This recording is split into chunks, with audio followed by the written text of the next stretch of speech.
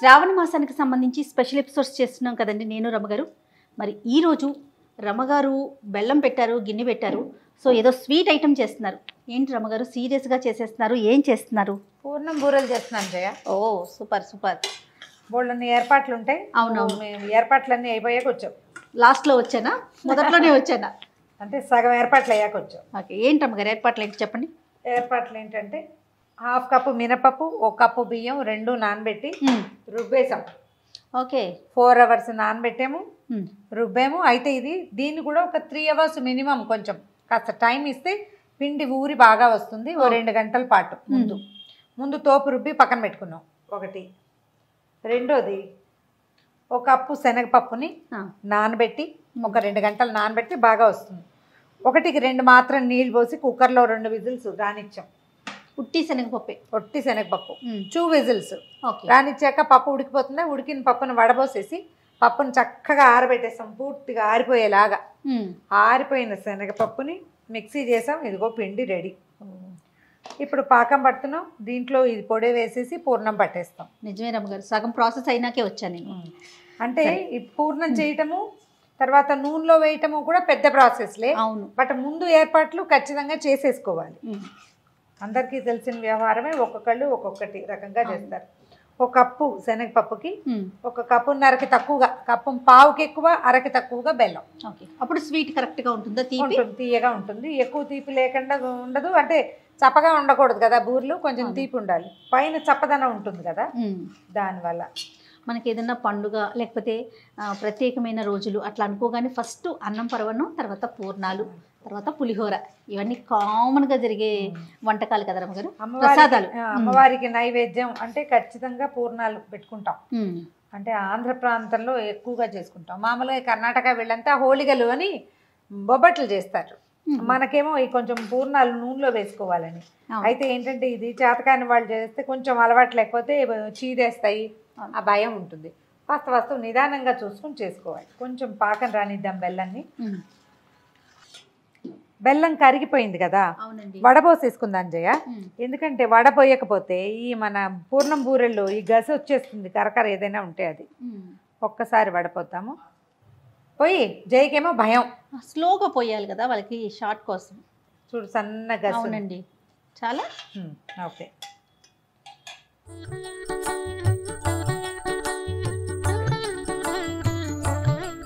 వడపోసుకున్నాం కదా రమగారు. ఒక్క తీగ పాకం, ఒక తీగ వస్తే సరిపోతుంది. అంత మాత్రం వస్తే మనకి ఏంటంటే పూర్ణం చక్కగా పాకం బాగా వస్తుంది. ఈ పని కొంచెం పెద్దది. మనం 1 గ్లాస్ చేసినా ఇంత ప్రాసెస్ చేయాల్సిందే. అందుకని చేసేది ఏదో 1 కిలో చేసేస్తే సరిపోతుంది కదా అనిపిస్తుంది. కాకపోతే పిండి కొంచెం ముందుగానే రుబ్బి ఉంచుకుంటే ఒక 2 hours. మన దగ్గర ఇలా దోసపిండి అంటే మనం మినపప్పు అవి వేసాం కదా, మైదా నీటిలో కలిపి ముంచి కూడా వేసుకుంటారు అప్పటికప్పుడు అయిపోవాలంటే. పూర్తిగా మైదాతో అండి? పూర్తిగా మైదా. ఫ్రెష్గా రుబ్బిన దోసపిండి కనుక మన దగ్గర ఉంటే అది కూడా పెట్టుకోవచ్చు, మన ఇష్టం. ఇదేంటంటే మనం దేవుడికి చేసేటప్పుడు అమ్మవారి కోసం చేస్తాం కదా, పండగ రోజు చేసే నివేదన. దీనికి ముందు రోజు నిలవ ఉన్నది అలా కాకుండా కొంచెం ప్రాసెస్ పెద్దదైనా ఈ పని చేస్తే బాగుంటుంది. ఓకే, ఇలా బుడగలు వస్తే చాలు చేయ.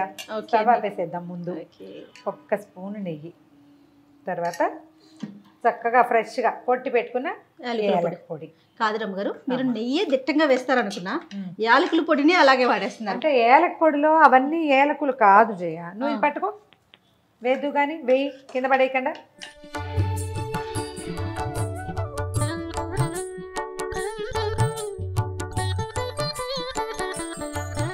ఏలక పొడిలో పంచదార వేసి కొట్టుకుంటాం, అందుకని నీకు ఆ పదార్థం ఎక్కువగా తోస్తుంది. కానీ అదంత ఎక్కువేం కాదు. నేను కిచెన్లో మీరు వాడే ఐటమ్స్లో చూస్తాను, నెయ్యి ధారాళంగా వాడేస్తారనుకోండి, యాలకుల పొడి, ఇంగు ఒకటి.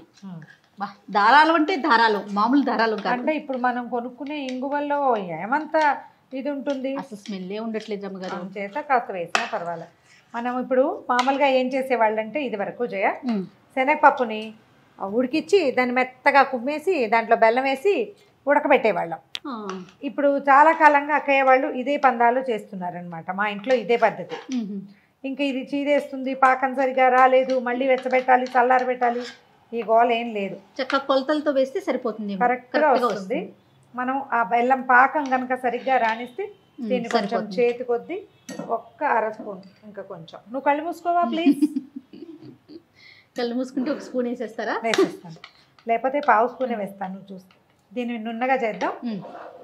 ఎక్కడ ముద్దలు డ్రైగా ఉండనివ్వకుండా కలిపేసుకోవటం.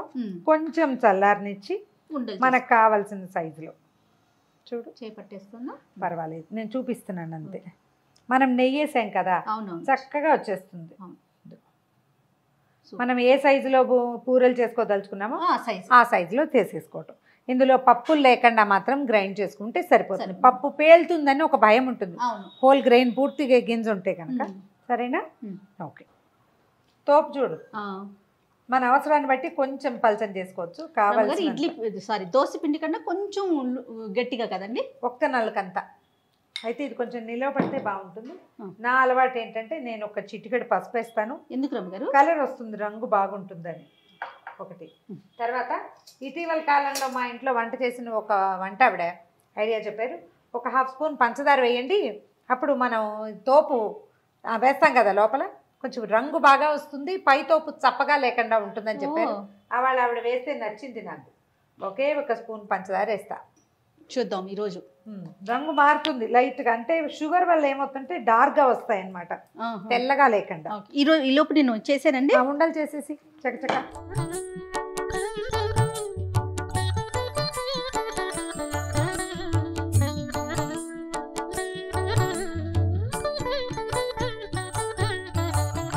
నూనె కాగిందేమో చూద్దామా?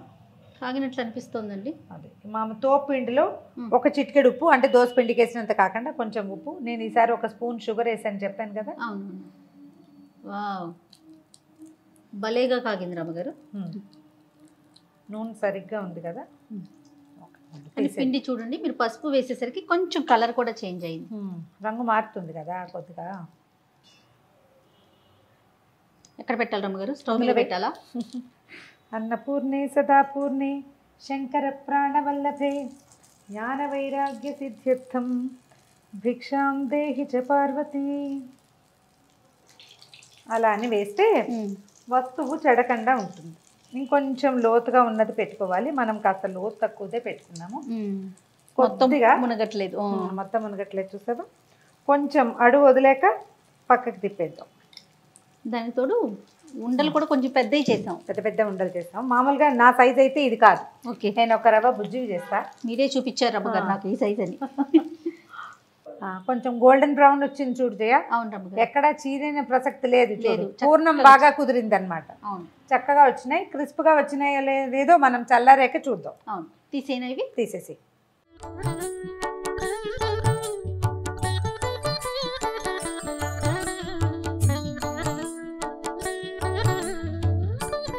ఉండలు కొంచెం చిన్నవి చేశాను. అవును రమ్మగారు, ఇప్పుడు ఈజీగా ఉంటుంది చూడు. తోపు చిక్కగా ఉండాలి, పల్చగా ఉంటే ఇది చాలా సతాయించేస్తుంది మనని. కొద్దిసారి 4-5 సార్లు చేశాక అవే వస్తాయి చేయ. ఏవి పనులు ఎవ్వరికి పర్ఫెక్ట్గా రావు, పుటకతోటే చేస్తూ ఉంటే వస్తాయి. కాదు రమ్మగారు, ఎంత మినపప్పుకి ఎంత బియ్యం ఇది మీరు? నా లెక్క అయితే ఒక మినపప్పు 1.5 బియ్యం. ప్రతిసారి అలాగే చేస్తాను. బెల్లం అండి? బెల్లం 1కి 1.5కి తక్కువ, పావుకి ఎక్కువ. ఎక్కువ అన్నారు, చాలు. ముందు స్పూన్ ఒకసారి కదిపి అప్పుడు కాస్త పై వైపున డ్రైగా కనపడుతున్నప్పుడు మనం కదుపుకోవాలి. ముందే కదిపితే ఏమవుతుందంటే అడుగు వదిలేసింది అనుకో, లోపల ఉన్న పూర్ణం చీదేస్తుంది. ఓకే, వెంటనే కదపకూడదు అనమాట. ఏదో మూవ్ అవుతుంది, ఈజీగా మూవ్ అవుతుంది అంటే ఇబ్బంది లేదు. వచ్చేది కొద్దిగా ముద్దు చేయాలి ఈ వస్తువుని. పూర్ణంలోనే ఉంది జయ అసలు పాయింట్ అంతా. లోపల పెట్టే పూర్ణము ఎంత గట్టిగా మనం సరిగ్గా చేసుకోగలిగాము అనే దాని మీదే ఉంది. పప్పు రుబ్బి ఇది వరకు అయితే పప్పు రోట్లో రుబ్బడము, దాన్ని చేయటము, పాకం కలిపాక బెల్లం వేసి కుమ్మి చేసేవాళ్ళు. దానికంటే ఇప్పుడు మనకి మిక్సీలు వచ్చినాయి, ఎంత సులువైపోయిందో పని. హాయిగా పాకం పట్టుకుంటాము. పిండి పప్పు ఏమో ఉడికించేసి చక్కగా దాన్ని ఏం చేయాలంటే ఆరబెట్టేసేయాలి పప్పుని పూర్తిగా. పప్పు ముందు చేసుకోవాలన్నమాట. ఎప్పుడు మనం తోపిండి రుబ్బుకుంటామో అప్పుడే పప్పు ఉడకబెట్టి పక్కన పెట్టేసేయాలి. అది ఆరిపోతే చక్కగా గ్రైండ్ చేసేయటము, కలిపేసేయటము, ఏ గోళ లేకుండా వచ్చేస్తాయి. చూడు ఎక్కడ కదలలేదు చూసావా. కొంచెం వేగనిచ్చి తీసేద్దాం. కలర్ మారితే చాలు. చక్కగా చిన్న ముదిరించేసావు, రంగు చూడు అందంగా వచ్చింది. కావాలంటే ఇందాకటి ఇంకోసారి వేసి కూడా తీసుకోవచ్చు. మనం గారెలు వేసినట్టు డీప్ కలర్ రావడం కోసం. మనకి చేత అయిన పని ఏంటంటే పక్కన చిల్లలు పడకుండా వేయటం అనమాట. చేత వస్తే అలవాటు అయిందనుకో ఇక పక్కన ఏం పడదు. పక్కన పడుతుంది అంటే చేత కాని పని. కానీ చాలా లోపలికి చేయి పెడుతున్నారు రమ్మగారు మీరు. ఈ పనులు ఇలాగే చేయాలి జయ. మీరు వేసేటప్పుడల్లా నీకు టెన్షన్ వస్తుంది. స్పూన్తో వేసుకోండి భయం ఉన్న వాళ్ళు. ఇంకొక చిన్న సంగతి చెప్తా. మామూలుగా మేము అమ్మవారికి నైవేద్యం చేసుకుంటాం కదా. ఇప్పుడు ఒకవేళ పాయసమో లేదా పులిహోర పూర్ణం బూర్లు పెట్టుకున్నాం అనుకో, 2 పదార్థాలు అవుతాయి. మూడోది లేదు కదా. అప్పుడు ఈ తోపిండి ఉంటుంది కదా, ఇందులో ఉప్పు కారం జీలకర్ర కలిపి కొంచెం బియ్యం పిండి వేసి పొంగు బూర్లు అని వేస్తాం. అది కూడా వేసి చూపించేద్దాం. సింపుల్. ఓకే. అది 3వ పదార్థం కింద ఉంటుంది. మా పిల్లలకి ఎంత ఇష్టమో అవంటే అప్పటికప్పుడు ఈ తోపే అంతే. అందులో మన సోడా వేసే పనులు అవి కూడా ఏం లేవు, వేసేసేయటమే.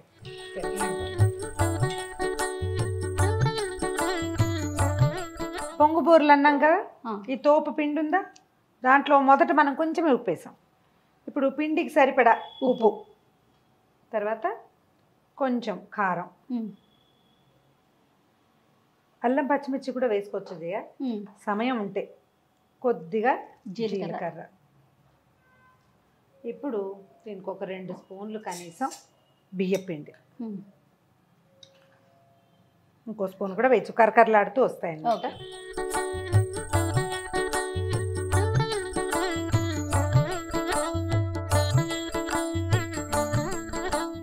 పిండి కలిపేసాను చూడు. అవునండి. ఇలా చేసుకుంటే సరిపోతుంది. కొద్దిగా మనం గారెలకి బజ్జీలకి ఎట్లా తడిచేయి చేసుకుంటాం, ఆ తడిచేయి చేసుకోవటం, వీటిని వదిలేయటం. మనం పునుకులు ఇస్తాం చూడు, సేమ్ అంతే. వీటి ఇంతంత లావు రావాలని మీరు ఫీల్ అయితే కొంచెం సోడా వేసుకోండి, నేను వేయను. పొంగుతున్నాయి చూడు, అవునవును, అందుకని పొంగు బూరెలు అంటారు. కొంచెం సిమ్లో పెట్టి వేయించుకోవాలి. అప్పుడు ఏంటంటే మనకి చక్కగా క్రిస్ప్గా వేగుతాయి. ఇది వేయంగానే వచ్చేస్తాయి, కానీ లోపల వేగాలి కదా, అందుకని చిన్న చిన్న తోకల్లా వస్తాయి. చూడ్డానికి మంచి క్యూట్గా ఉంటాయి, బుడగల్లాగా.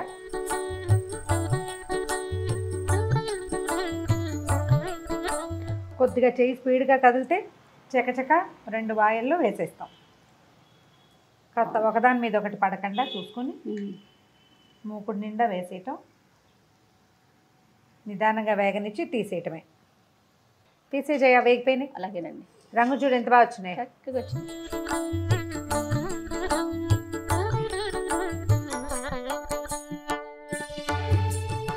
ఓ కరకరలాడుతున్నాయి అండి. గల్లు అంటాయి కదా మువ్వల్లాగా. అవును. చేసి చూపించండి పిల్లలకి ఒకసారి. ఈ తోపు ఉంటే దీన్ని వేస్ట్ చేయకుండా, మామూలుగా మనం దోసపిండితో వేసుకుంటాం కదా, ఇది నైవేద్యంగా కూడా పెట్టుకోవచ్చు. 3వ నైవేద్యంగా లేదా 5వ నైవేద్యంగా, అందుకని ఇది చేస్తానన్నమాట. మా ఇంట్లో చేయరు జయ, మా అత్తవారి ఇంట్లో చేస్తారు. అమ్మ వాళ్ళ ఇంట్లో పద్ధతి కాదు, అందుకని ఇది నేను అలవర్చుకున్నాను అనమాట. మీరు పెడతారా రమ్మగారు నైవేద్యంగా? పెడతాను. ఉగాదికి, ఇప్పుడు ఈ వరలక్ష్మి వ్రతానికి, తర్వాత ఏమో విజయదశమికి ఇవి ఖచ్చితంగా చేస్తా. పెళ్ళయ్యాక నేర్చుకున్న రెసిపీస్లో ఇది ఒకటి. రెసిపీ కాదు, ప్రధానంగా ఏంటంటే ఈ విషయం తెలిసినా దీన్ని ఇలాగా నైవేద్యంగా చేయొచ్చు అనేది అత్తవారింట్లోనే తెలిసింది నాకు. డాక్టర్ గారి మామగారు మాతో ఉంటుండేవారు అప్పుడప్పుడు. ఆవిడ అంటే నాయనమ్మండి ఇలా చేయాలని చెప్పేవారు. చాలా స్వీట్ పర్సనాలిటీ, చాలా మంచి ఆవిడ, బాగుండేవారు. ఏదైనా నేర్పించడం చేత కావాలి జయ. అవునవును. నాకు ఏదైనా కొంచెం నేర్పించడం వచ్చిందంటే ఆవిడ వల్ల. ఆవిడ కూడా ఇలా కొట్టినట్టు చెప్పేవారు రమ్మగారు, మీకులాగా స్మూత్గా? నాకులాగా స్మూత్గా కాదు, ఆవిడ చాలా స్మూత్గా చెప్పడం వల్లే నాకు వచ్చింది. మీరు బేసిక్గా టీచర్ అవడం వల్ల? నేను బేసిక్ టీచింగ్ వల్ల నేను కొంచెం హార్ష్గా మాట్లాడతా. లేదు రమ్మగారు, చాలా స్మూత్ మీరు. ఆవిడ చాలా సాఫ్ట్గా ఉంటారు, బాగుండేవారు. అయిపోయింది. తినే రమ్మగారు తీసేమా, డార్క్ కలర్ వస్తున్నాయి చూడు. స్టవ్ ఆపేసేద్దాం. క్యూట్గా వచ్చినాయి చూడు. చాలా బాగున్నాయి ముద్దు ముద్దుగా చిన్నగా. పిల్లలు ఈ షేప్ని చూసే కొంచెం ఇష్టంగా తింటారేమో. అవును.